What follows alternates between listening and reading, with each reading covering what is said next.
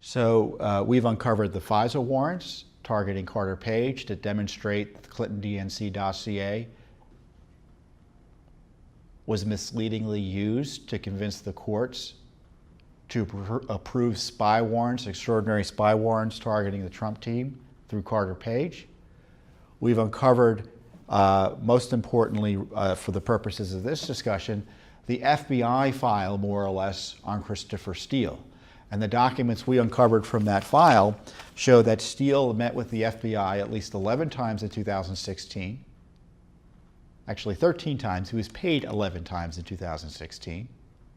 And on November 1st, 2016, the FBI called Steele out and told him he wasn't allowed to be a source. And this is the document. The document included a closing source communication that states that Steele, referred to as a confidential human source, is being closed because Steele confirmed to an outside third party, that he had a confidential relationship with the FBI. CHS, the confidential human source, Steele, was used as a source for an online article. In the article, Steele revealed his relationship with the FBI, as well as information that Steele obtained and provided to the FBI. On November 1st, 2016, Steele confirmed all of this to the handling agent, the FBI agent who was handling him. At that time, handling agent advised Steele that the nature of its relationship between the FBI and the confidential human source, Steele, would change completely, and it was unlikely that the FBI would continue a relationship with him. Additionally, the agent advised the confidential human source was not to operate to obtain any intelligence whatsoever on behalf of the FBI. And of course, the document shows that he was closed off as a source.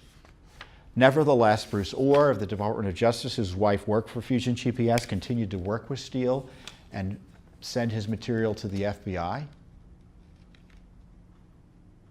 So he had a conflict of interest because of the money he was getting through his wife at Fusion GPS. And of course, the FBI had said he was a bad character. And yet they continued to use that material to gain warrants, the renewals of warrants, to spy on the Trump team. Unbelievable material. But now, as a result of the lawsuit that uncovered this week we just uncovered more documents out of the FBI, forced their release, showing that the FBI had tried to verify the material that Steele had given them, mainly the dossier, and they found it to be essentially minimally corroborated. And this is the document. It's a group of documents, much of which is redacted. It's about 20 pages of documents. I would say 99% of it is redacted. But what isn't redacted is a human source validation report. It looks to me like they were trying to resurrect Steele as a source, but it looks like they weren't able to based on the following. Blank concurs with the closing of blank, meaning it looks like someone concurred that Steele shouldn't be a source anymore. They say that his documents that material had been given only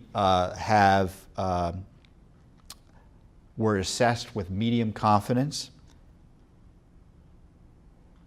and that his reporting had been minimally corroborated. And of course, he had broken the rules by informing others about his relationship and details that he was given the FBI. Minimally corroborated. That's the language Devin Nunes used to describe the dossier. Remember the dossier memo that Nunes wrote earlier this year? It's confirmed.